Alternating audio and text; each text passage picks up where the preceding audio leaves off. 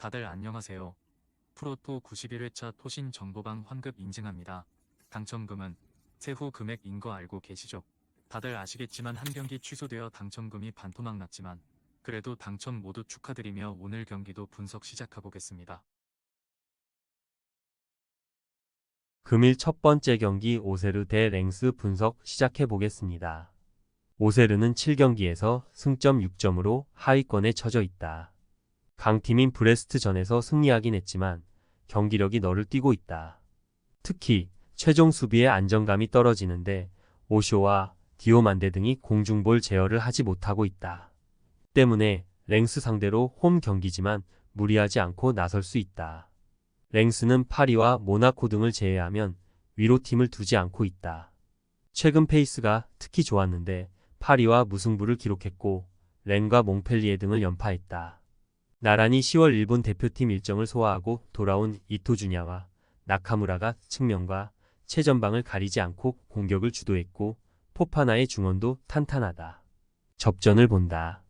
랭스는 주냐와 나카무라 등 주축 선수들이 대표팀을 다녀왔는데 타 대륙 이동으로 인해 컨디션 유지에 애를 먹을 수 있다. 이 경기가 원정이라는 점도 감안해야 한다. 오어서와 케빈 등이 상대의 공세를 어느 정도 막아낼 오세르가 승점 1점을 따낼 수 있다.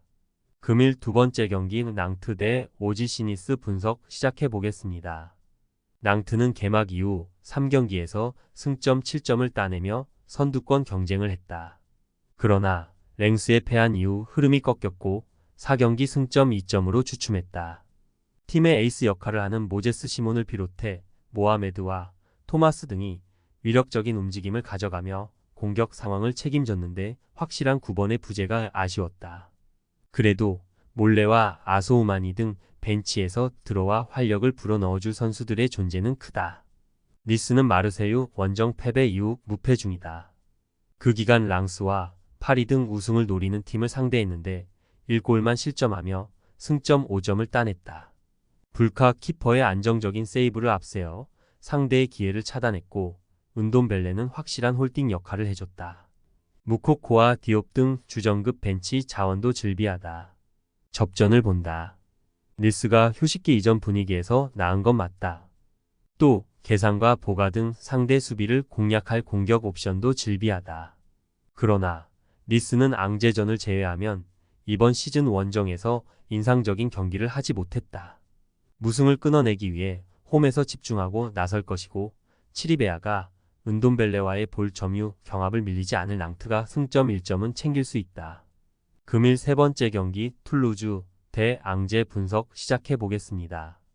툴루즈는 승격 이후 좋았던 두 시즌을 보냈다. 그러나 이번 시즌 출발은 아쉽다. 7라운드까지 1승에 그쳤고 2골 이상 기록한 선수가 2명에 불과하다. 팀의 공격을 이끌었던 달린가가 더 나은 클럽을 향해 떠난 여파가 이어지고 있다. 그래도 아부크랄과 킹, 비비카의 공격진은 충분히 경쟁력이 있다.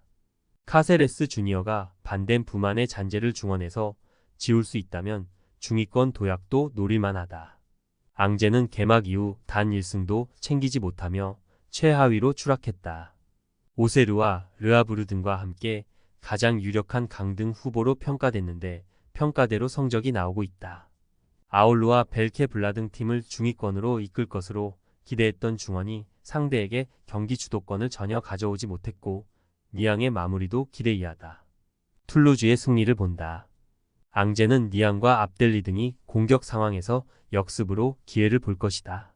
그러나 중원의 지원이 부족할 것이기에 원하는 경기를 하기 어렵다. 카세레스의 안정적인 패싱 게임 속에 킹과 아부크랄이 좋은 위치에서 볼을 점유할 툴루즈가 승리할 것이다. 금일 네 번째 경기 리버풀 대 첼시 분석 시작해 보겠습니다. 리버풀은 노팅엄의 일격을 당한 것을 제외하면 전승으로 리그 선두를 달리고 있다. 그러나 맨시티와 아스날 등 2위권 팀들과 승점 차가 1점에 불과하기에 달아나기 위해서는 승점이 필요하다. 최근 상대의 거친 수비에 다소 득점이 적긴 했지만 반 다이크와 코나테, 아놀드 등이 나서는 수비가 안정적이기에 큰 문제는 아니다.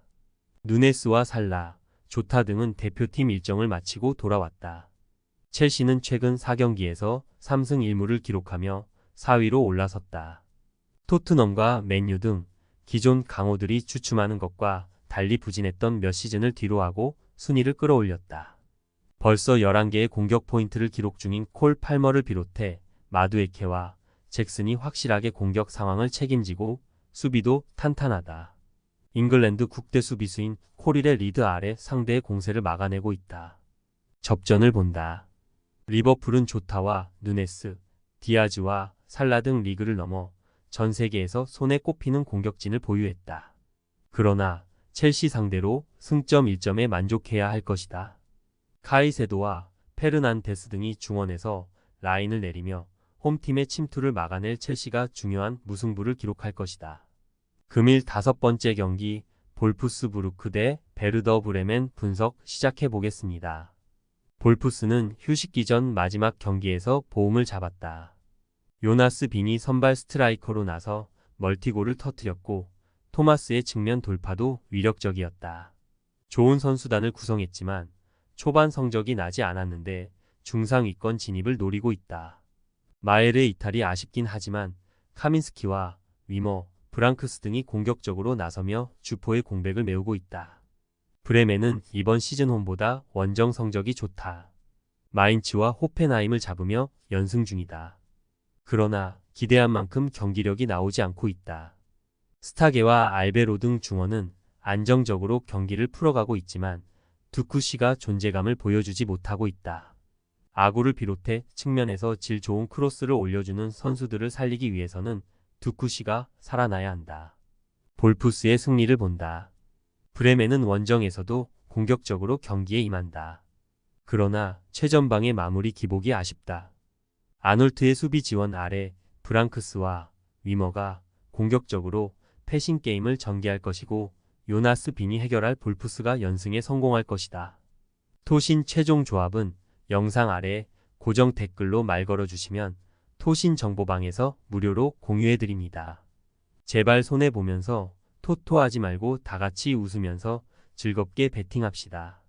함께 하실 분들은 부담 갖지 마시고 편하게 말 걸어주세요.